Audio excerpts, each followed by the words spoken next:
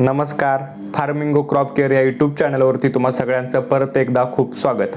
द्राक्ष बागायतदारांच्या अनेक जणांच्या ज्या द्राक्ष बागा आहेत छाटण्या होऊन आज रोजी काहींच्या द्राक्ष बागा या पोंगा स्टेजमध्ये आहेत, तर काहींच्या द्राक्ष बागा या बोंड अवस्थेमध्ये ज्यांचे घड आहेत, बंच आहेत, त्याचबरोबर काहींच्या द्राक्ष बागा या फ्लॉवरिंग स्टेजमध्ये आहेत आणि महाराष्ट्रामध्ये बहुतांश ठिकाणी पावसाचं वातावरण या ठिकाणी तयार झालेलं असून अशामध्ये आपल्याला द्राक्ष बागांना डावणी मिल्ड्यू सारख्या रोगापासून कसं वाचवायचं आहे, त्याचबरोबर फ्लॉवरिंग स्टेजमध्ये होणारी गळती, जे काही मणी गळत असतात किंवा त्या ठिकाणी आपल्याला घडकूज होण्याची समस्या त्या ठिकाणी भेडसावते, या समस्या आपण कशा प्रकारे हँडल करू शकतो हे आजच्या ह्या व्हिडिओमध्ये आपण पाहणार आहोत. द्राक्ष बागायतदार बंधूंनो, सगळ्यात महत्त्वाचं म्हणजे आपण जी बुरशीनाशकं फवारणीसाठी निवडलेली असतात, ही बुरशीनाशकं अतिशय महत्त्वाची असतात आणि ही योग्य आपण निवडणं गरजेचं आहे. वातावरणाला घाबरून किंवा कोणी सांगितलं म्हणून किंवा कोण्या आपल्या शेड्यूलमध्ये आहे म्हणून वारंवार तीच आणि काम न करणारी बुरशीनाशकं जर का आपण फवारत असू नॉन इफेक्टिव्ह, तर त्या ठिकाणी आपल्याला रिझल्ट चांगल्या प्रकारचे मिळत नाहीत. म्हणून आपण सुरुवातीपासूनच आपल्या द्राक्ष बागेला प्रिव्हेंटिव्ह प्रकारची बुरशीनाशकं म्हणजे प्रिव्हेंटिव्ह प्रकारे आपण रोग येऊ नये म्हणून आपण नियोजन केलं पाहिजे. त्या ठिकाणी आपल्याला स्पर्शजन्य आणि कॉन्टॅक्ट ही बुरशीनाशकं एकदम ताळेबंद पद्धतीने आपल्याला फवारायला पाहिजेत. यामध्ये ॲक्रोबॅट सारखं बुरशीनाशक हे आंतरप्रवाही बुरशीनाशक अतिशय तत्परतेने आपण पोंगा स्टेज संपल्यानंतर घड आपल्याला ज्यावेळेस दिसत असतात त्यावेळेस आपण हे बुरशीनाशक फवारायला अजिबात विसरता कामा नये.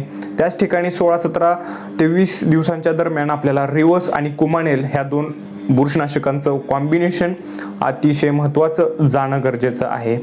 त्याचबरोबर M45 असेल, कुफ्रीफिक्स असेल, Z78 असेल, ही जी बुरशीनाशकं आहेत ही कॉन्टॅक्ट गटामध्ये येणारी बुरशीनाशकं आपल्याला त्या ठिकाणी पाऊस पडण्या अगोदर किंवा पडल्यानंतर म्हणजे पावसाचं वातावरण आहे असं जाणवलं तर त्या ठिकाणी आपल्याला ते फवारायला पाहिजे, किंवा पाऊस पडून गेल्यानंतर कुमानेल M45 किंवा कुमानेल कुप्रीफिक्स अशी जोड देऊन आपण त्या ठिकाणी ही बुरशीनाशकं फवारली पाहिजे, जेणेकरून पाऊस पडून गेल्यानंतर जे घडांमध्ये पाणी साचून राहिलेलं आहे त्या ठिकाणी कुजीसारखी समस्या आपल्याला दिसून येणार नाही. परंतु कुप्रीफिक्स हे औषध आपण फ्लॉवरिंग स्टेजमध्ये फवारायचं नाहीये, ते आपण दोडावस्थेमध्येच आपल्याला त्याची शिफारस आहे. M45 आपण 1 ते 2 ग्राम प्रमाणामध्ये फवारू शकता.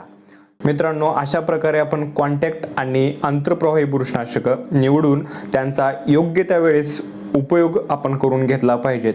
त्याचबरोबर बहुतेक शेतकरी हे संध्याकाळच्या वेळेस देखील फवारण्या करत असतात, तर तसं न करता आपण दिवसाच्या वेळेस सूर्यप्रकाश असतानाच्या वेळेसच आपण फवारण्या करायला हरकत नाही, कारण की प्रकाश संश्लेषण टोमॅटो त्यावेळेस ओपन असतात, त्यावेळेसच आंतरप्रवाही असतील किंवा कॉन्टॅक्ट ही सगळीच औषधं काम करत असतात. बाय चान्स एखाद्या वेळेस पाऊस पडला आणि आपली द्राक्षबाग फ्लॉवरिंग स्टेजमध्ये आहे त्याच वेळेस आपण संध्याकाळच्या वेळेस आणीबाणी म्हणून फवारणी करू शकता.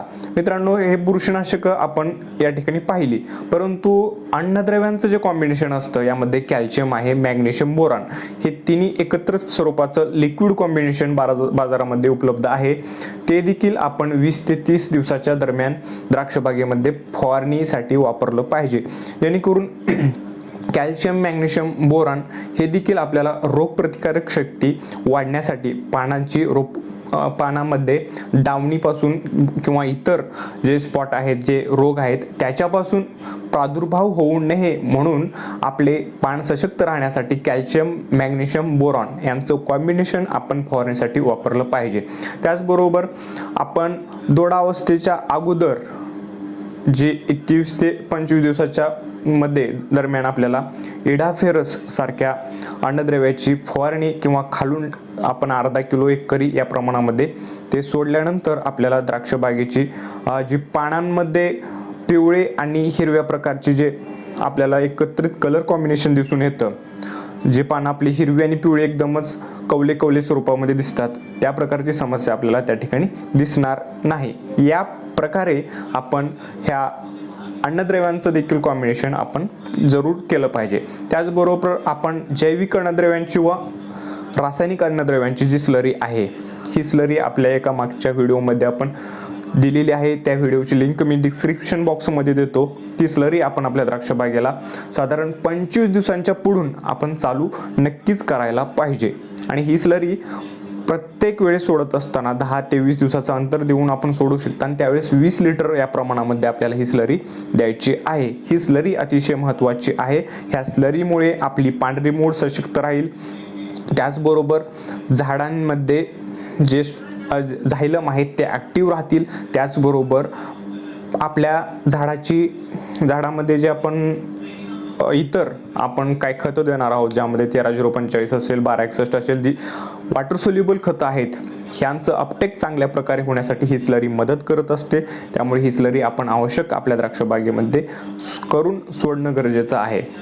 कमी खर्चामध्ये आपल्याला ही स्लरी आपण बनवू शकता आणि ह्या स्लरी सोडण्यामुळे आपल्याला इतर जे काही अन्नद्रव्य आहेत, खत आहेत, यांच्यावरचा खर्च देखील कमी होतो. तर मित्रांनो, आजच्या व्हिडिओमध्ये सांगितलेली माहिती कशी वाटली, याचबरोबर आपण पुढच्या व्हिडिओमध्ये चांगल्या स्वरूपाची माहिती आपल्या समोर घेऊन येणार आहोत. त्यासाठी चॅनलला सबस्क्राईब करायला विसरू नका. धन्यवाद.